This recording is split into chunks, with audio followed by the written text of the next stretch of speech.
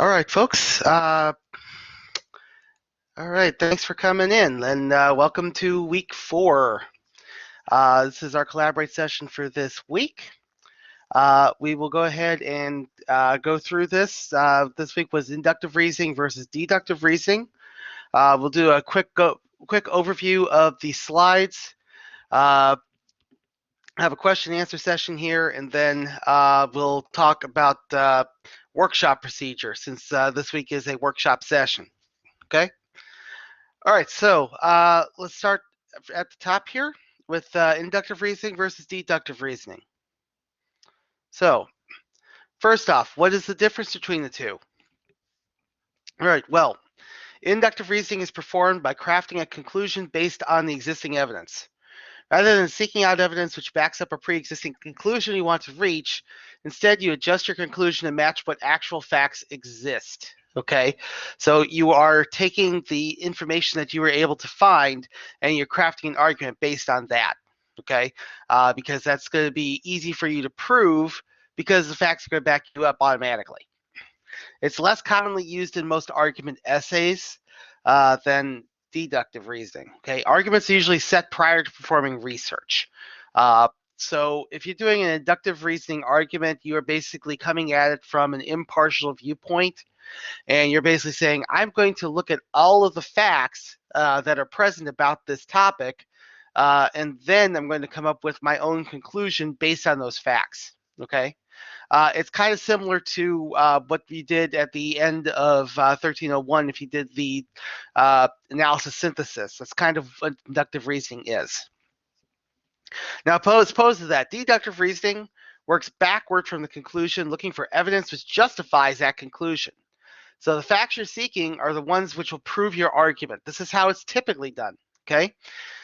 Now, it's a more common style of reasoning used for arguments and can be seen as slightly easier to deal with, as having a conclusion to focus on helps to focus research tighter, okay? As long as you know what conclusion you want to reach, then it's going to be a little bit easier for you to do the research you need to do, because your research will be focused on that conclusion. All right. All right, so inductive reasoning. The organization of an inductive reasoning essay typically follows some guidelines, okay? It needs to demonstrate the relevance of the topic. Why is it important? What impact does it have? It has to state the main argument and claims clearly, okay? You need to say for sure what you're arguing and why you're arguing it, and present all of your claims in a way that the reader is going to understand them. It needs to arrange the evidence so that it best supports the main conclusion, okay? Whatever organization is best for you, whatever is most important to the next important to least important, okay? Arrange that evidence so that it does the best job to support your main conclusion. And then interpret and analyze the evidence for the audience. You're going to give your interpretation of that evidence, which is going to be the reasonings behind why you think that evidence supports your conclusion. Let's look at the important points and how to handle each one in context, okay? So that gets us to the activity for this week, okay?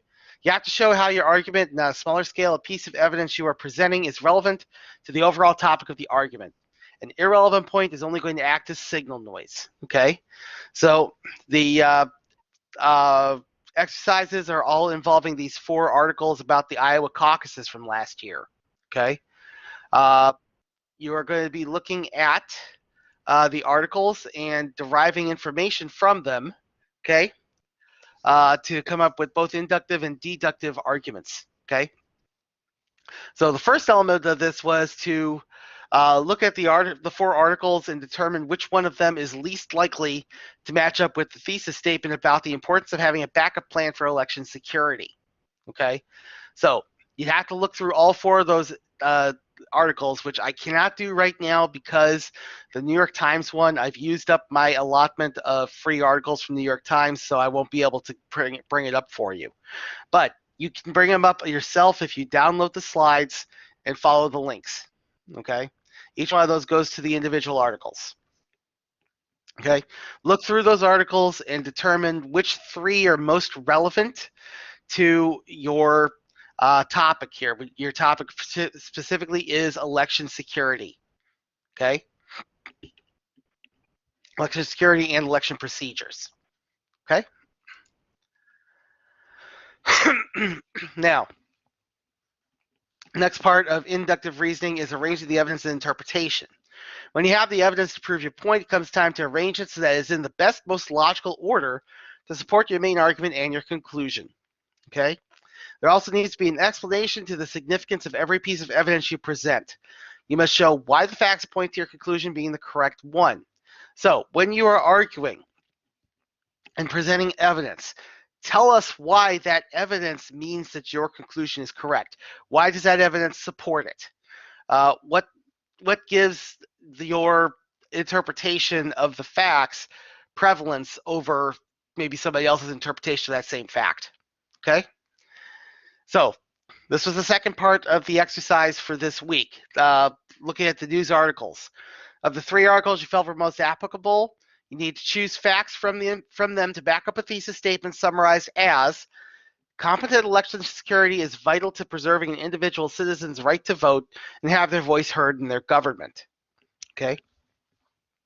So you need to pick out some facts from those 3 remaining articles that would support that thesis statement, to support that argument. So decide how you would arrange the facts you've pulled from the articles to support the thesis statement in a logical fashion. The usual method is to place the most compelling piece of evidence first, then descending order in terms of strength. And then discuss how you would justify including each fact you present. What is the overall meaning of that piece of evidence in context with the thesis? What point does it make to prove the thesis correct? Okay? So, you're basically creating a mini argument here. You're looking through finding the evidence, presenting why it supports that thesis statement, putting it in the proper order based on how strong it is, strongest to weakest. Okay? Next page. That gets us to deductive reasoning. Okay? Where we start with the conclusion, then try to match our facts to fit it. Okay? The construction of a deductive reasoning argument typically works backward from the main conclusion. It goes generally through this process. First, identify the conclusion. What argument is it that you are trying to make? Second, examine the reasons why you are trying to make that point. Okay? Why are you trying to make that argument? What kind of reasons do you have for believing that is the correct argument to make? Third, formulate the premise. Okay? So what is the setup that you're going to use to get to your conclusion? Okay, so how are you going to frame it so that you are presenting your solution as the correct one for whatever problem it is or whatever topic that you are working with? Okay, or whatever argument that you are jumping into. Once again, let's go through these steps and get a handle of them. Okay, these activities work with those same articles. Okay, so identifying the conclusion, examining your reasons. So this is basically your argument. Okay, you're going to want to make this the central point of your essay as you continue to debate the opposition throughout it. Okay, so whatever conclusion you want to make, you need to stick with that all the way through. Okay, basically center everything around that argument. Okay, once you have identified your main conclusion, then you'll need to look at why you have reached that conclusion. This includes your reasons for your argument and how you justify thinking that way.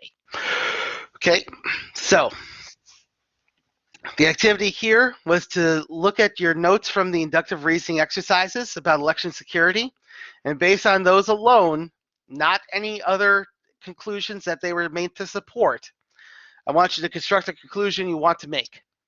Okay, what kind of argument would you want to make based on that package of facts? From that conclusion, construct your reasons for its support.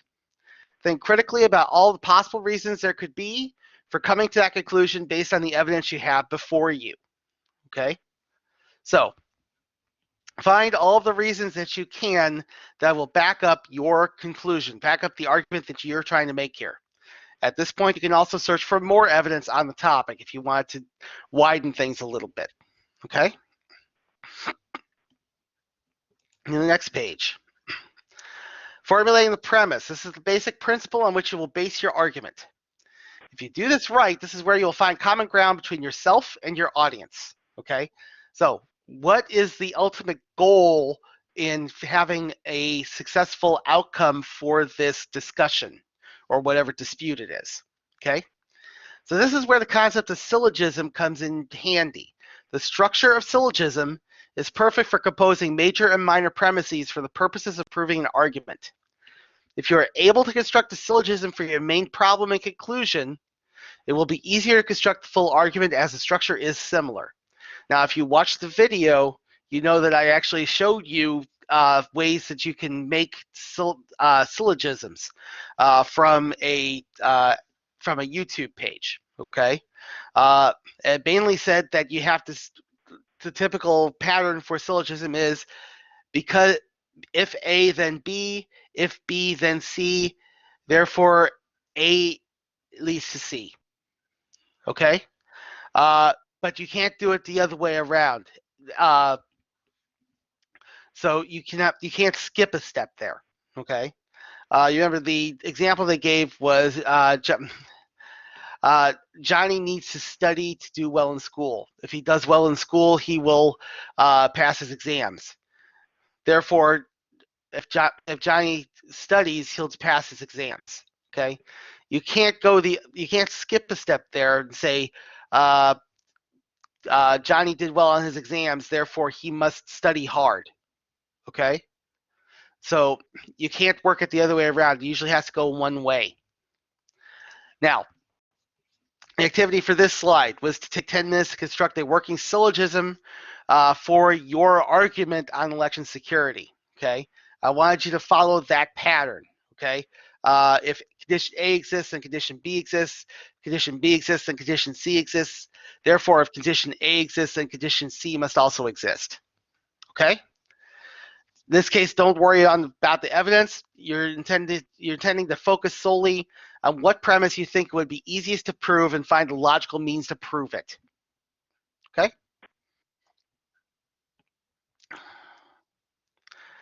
Then we have basic argument structure here. Okay? So this is what you should be following for the essays that you are writing for me now. Okay?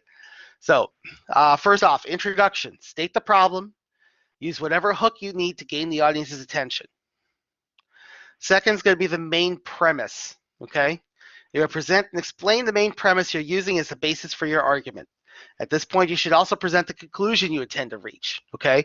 So give us why the argument is important, what the background information that we need to understand the argument is. Okay? And also at this time, you want to make clear what your argument is, what you're going to try to prove. Follow that up with reasons, why you support the proposition. At this point, also address counter arguments.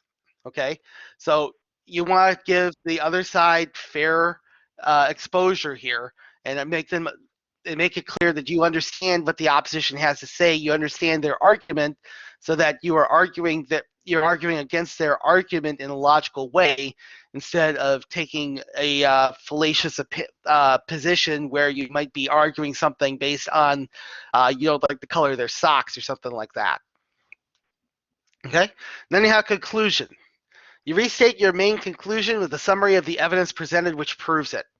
Remind readers of the main premise, and finally leave a lasting impression. Okay, something in that conclusion has to click with your readers to allow them to retain it and keep it in mind. Okay, the strongest arguments do this. Okay, that does it for the slides about reasoning this week. So I'm going to go ahead and open it up for questions. Anybody has questions, go ahead and raise your hand. Don't be afraid to use the voice option. Okay, you can certainly use voice option once I call on you. If it's easier for you to use chat, though, go ahead and use the chat. But we'll go ahead and open this up for some questions that anybody may have. Then after that Q&A session, we will talk about workshopping.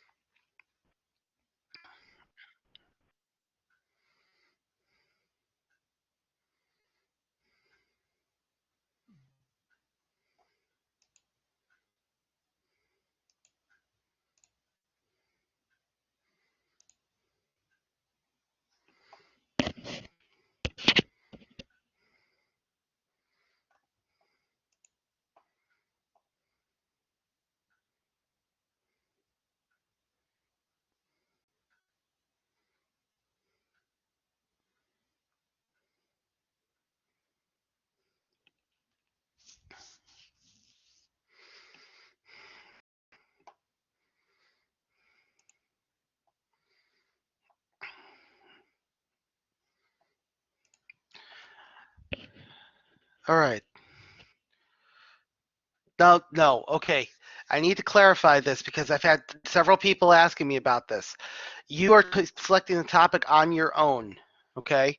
The team stuff was left over in the slides from when this was a face-to-face class. When I do it face-to-face, I have the teams come up with a single topic, then everyone comes up with their own argument within that topic. But because we're doing this remotely, for the classical argument, you need to have your own topic, okay? And as I mentioned in week 2, you should be looking for topics in the current events and the news, okay? Those are going to be the easiest ones to find research on, okay?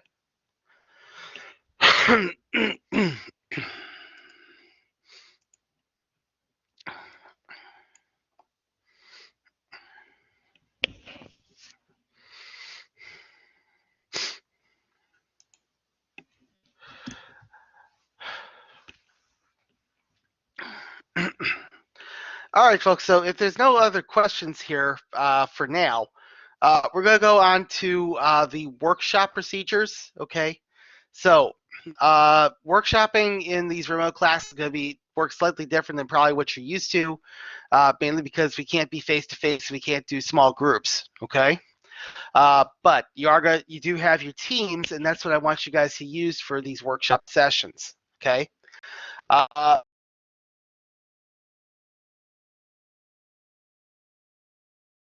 I want to use the thread on the discussion board, okay, and reply to that thread with an upload of your rough draft, okay. And your rough draft for this workshop is going to be whatever you've got available for your essay currently. Okay, we're not focusing too much on polish right now. What we're focusing on is content. How well does it read? how well are you articulating your points. Okay, so here's one thing you have to remember. Every member of the team must post revision feedback on every essay. Your teammates are depending on you. You guys need to work together.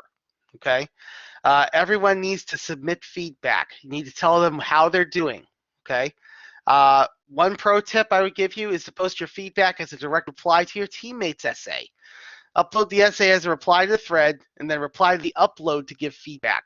Okay. If you don't, it's going to make things an utter mess because people try to figure out who's getting which feedback to which essay. And that turns into a confusing mess after a while. So directly reply to the draft uploads with your feedback. Okay. Now you must post a draft to your team's discussion board on eCampus. Okay. There's no getting around this. We need to have a central clearinghouse for these essays. So I want to use the discussion board for this. You also must check the discussion board on eCampus regularly to find drafts and offer feedback. Okay. I would recommend at least 2 times a day while we're doing the workshop sessions. That's this week and next week. Okay, because next week is the second workshop. All right. Now, this week is a revision workshop, so feedback should be focusing on the content of the essay and not proofreading or grammar elements. That comes later, okay? So, the type of stuff you can focus on this week in your feedback is going to be organization, okay? How well organized is the essay? How have they arranged the information? Does it make logical sense? Are they presenting good reasons? If they've gotten to refuting the opposition, is it in a good place where it makes logical sense? Readability. How comfortable is it for you to read? Are there any issues that are present that might lead you to be confused or to not be able to casually read it? Okay, so this could include things like excessive use of terminology. This could include basic quirks of language or anything like that that may seem a little off or specific to a particular group who's in the know, in which case they probably want to define whatever terms they need to define in order to make it more available to a wide audience. Okay? Then we have focus. How well focused do they stay on the topic? Are they dragging you away from the topic at weird intervals, or are they mainly staying on what they initially claim is their subject matter? Are they sticking with their argument? Okay. Also, look and see if the subject is well analyzed. Okay. Have they given you a clear understanding that they know what they're talking about when they make this argument? Make sure their claims are supported sufficiently and appropriately. Do they have enough evidence? Okay. How well are they presenting the argument in a way that makes you believe them? Okay. It has a clear thesis statement. Can you even tell what they're arguing? Okay. Are you able to understand clearly the argument that's trying to be made? There's one other thing that actually falls under the readability category, but I include that in these revision feedback sessions, and that is paragraph breaks. Okay, I have to say I cannot overemphasize the importance of paragraph breaks. Okay, because it's very disconcerting and a little bit aggravating to try to read a 3 to 5 page essay and the entire thing is one paragraph. Okay, it becomes a confusing mess to read. It will hurt the readability. It'll hurt the focus. Okay, pretty much the guideline that I want you guys to follow, and make sure you get this down. The guideline I'll follow is every paragraph should center on a single idea. Okay, in the case of this classical argument, you should have a paragraph as your introduction. You should have a paragraph for your background and your arguments. Okay. Each one of your reasons for supporting the argument should have its own paragraph where you give the reason and the evidence that backs that reason up. Then you should have at least one paragraph for refutation. Maybe if you need to, at most give one paragraph for each opposing reason, okay, and your refutation based on fact, okay. And then finally, you should have a paragraph for your conclusion, okay. Just one paragraph to wrap things up, summarize what you said, and leave that lasting impression. Okay. Now, again, I am asking you guys to do these on the discussion boards. I am checking right now what we've got in terms of workshop participation right now. Let's see.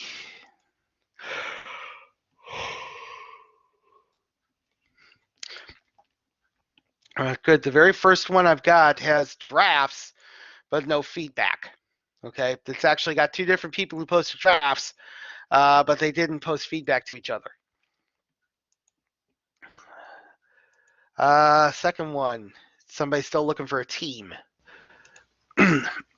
Third one, let's see, people looking for a team.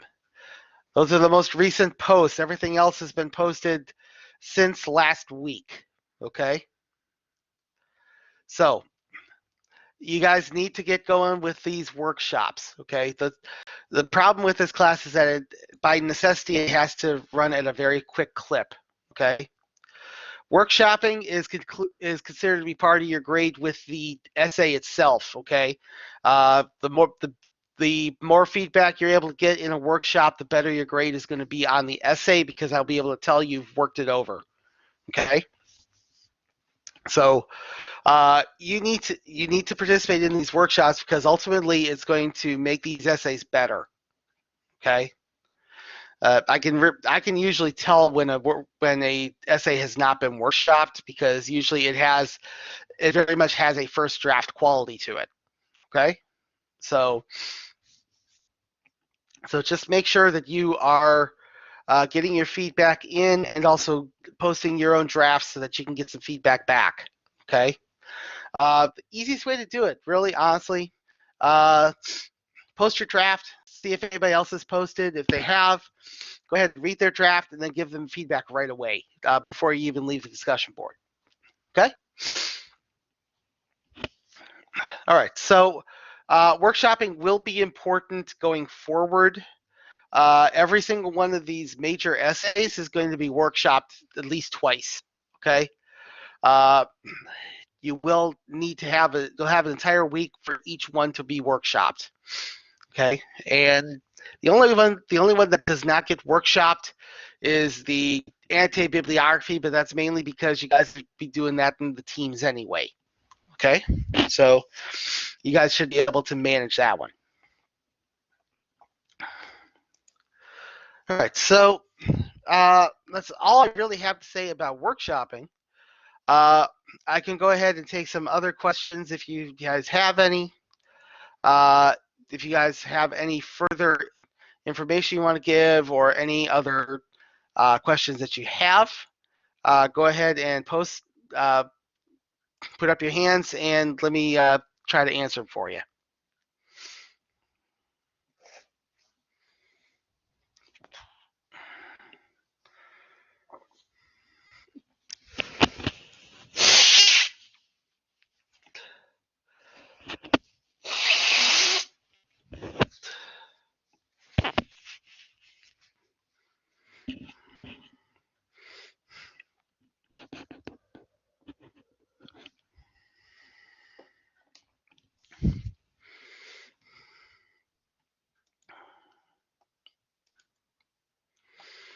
How many paragraphs? I'm not doing paragraph counts as part of the grade. It's going to be mainly page counts. Okay, the paragraph number has to be probably at least 5, but it's going to be however many paragraphs you need to get your argument across. Okay, there's no upper end limit to it, but the low end is it has to have at least 5.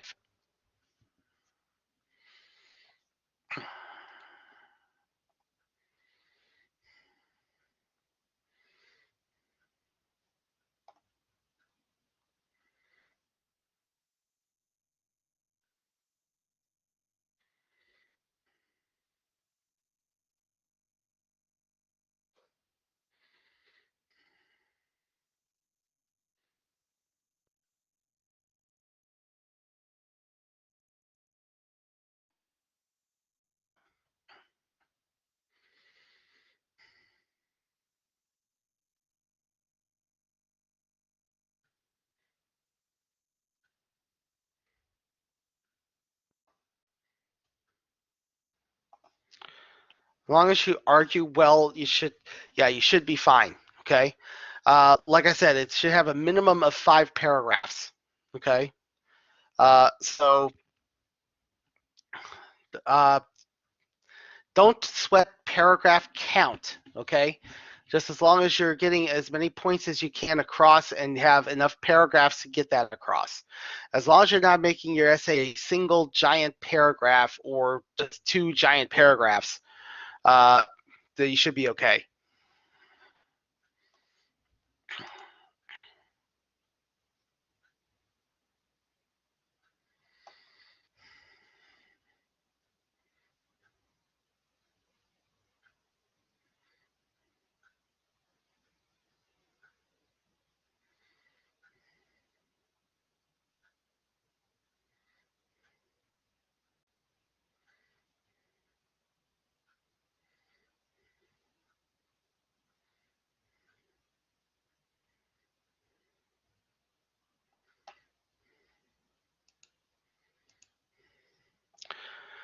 No, no.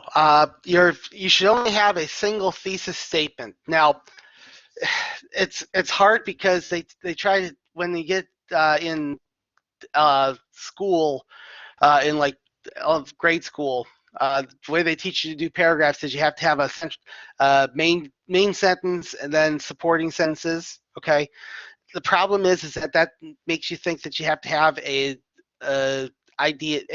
theme for each paragraph. It's kind of true, but it's not like a thesis statement. Okay, your main thesis statement is going to be the argument you are making in the entire paper. Okay, your paragraphs should each have a topic sentence that tells what reason for backing your argument you're using.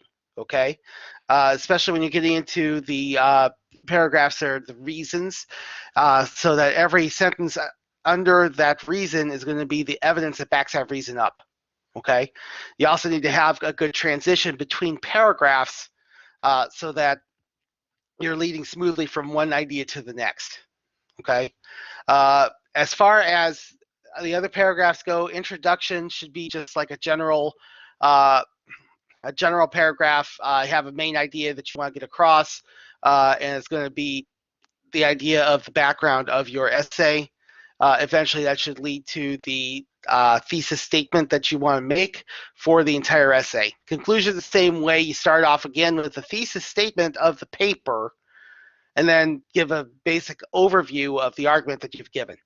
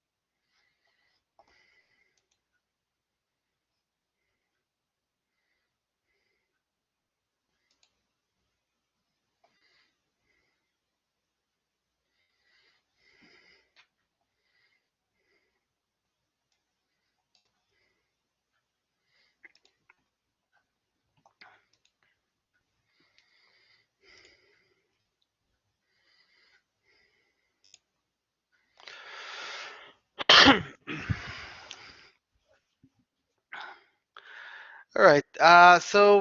We'll take about 3 more minutes if anybody else has any other questions, uh, and then we'll wrap it up for today. I do want to let you guys know that next week we'll be discussing how to apply debate techniques to written arguments. We're going to be having some fun looking at some past debates. So just be ready for some contentious viewing. Okay. But yeah, about 3 more minutes here. Any other questions anybody has about this essay, about anything in general? Go ahead and lay them on me.